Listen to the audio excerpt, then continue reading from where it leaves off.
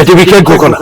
বিশেষ ঘোষণা এইবাৰ সাংঘাতিকসকলক পহু খেদা দিয়ক অৰ্থাৎ যিবোৰ তথাকথিত টিভি চেনেলৰ সাংঘাতিকে সৰস্বতী পূজাৰ দিনাখন কেমেৰাটো লৈ বিদ্যালয় মহাবিদ্যালয়ত বিনা দ্বিধাই প্ৰৱেশ কৰি ধুনীয়া ছোৱালী বিচাৰি ফুৰে সেইসকলক খালাখাৰি লৈ পহু খেদা দিয়ক লগতে টিভি চেনেলত সাজি কাচি বহি লৈ যিসকল বিচাৰকে যুৱতীসকলৰ খোজৰ লয়লাক কাপোৰ কানি চকু নাক কাণ হাঁহি দেখিয়েই তাই ধুনীয়া বা স্মাৰ্ট বুলি ক'ব বিচাৰে সেইসকলকো সকলোৱে ধিক্কাৰ দিয়ক কিয়নো সৰস্বতী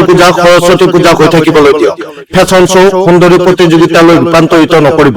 গণতন্ত্ৰৰ চতুৰ্থ স্তম্ভ হিচাপে সংবাদ মাধ্যম সমাজৰ প্ৰতি দায়বদ্ধ হ'বলৈ শিকক কৃষ্টি সংস্কৃতি পৰম্পৰাক বিকৃত কৰি সমাজৰ আগত দাঙি নধৰিব তহঁতৰ কাৰণে মাঘৰ বিহুত সাজি উলিওৱা ভেলাঘৰে ৰংঘৰ কাৰেংঘৰৰ ৰূপ ল'লে তহঁতৰ কাৰণেই ৰাজীৱ শদিয়াৰ দৰে শিল্পীকো অসমৰ জনসাধাৰণে চিনি নাপালে মনত ৰাখিব পৃথিৱীৰ প্ৰতিগৰাকী যুৱতীয়ে ধুনীয়া গতিকে কেৱল দামী কাপোৰ অলংকাৰ মেকআপ দেখুৱাই একাংশ যুৱতীক মানসিকভাৱে হাৰাশাস্তি নকৰিব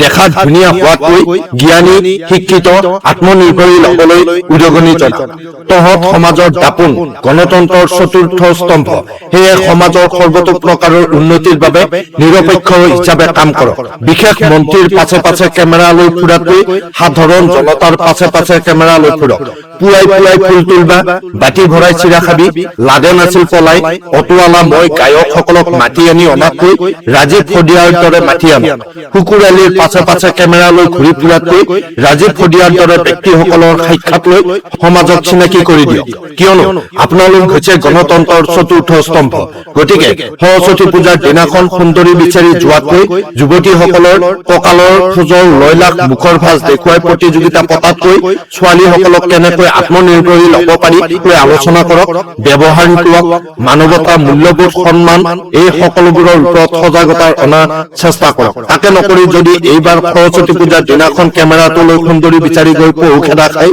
তেনেহলে আকুট বিকুট দায়ী নহয় আকুট বিকুটৰ এয়া কেৱল সমাজৰ প্ৰতি দায়বদ্ধতা আহে আপুনিও যদি একমত তেনেহলে কমেন্ট বক্সত আপোনাৰ মতামত জনাব পাৰে ধন্যবাদ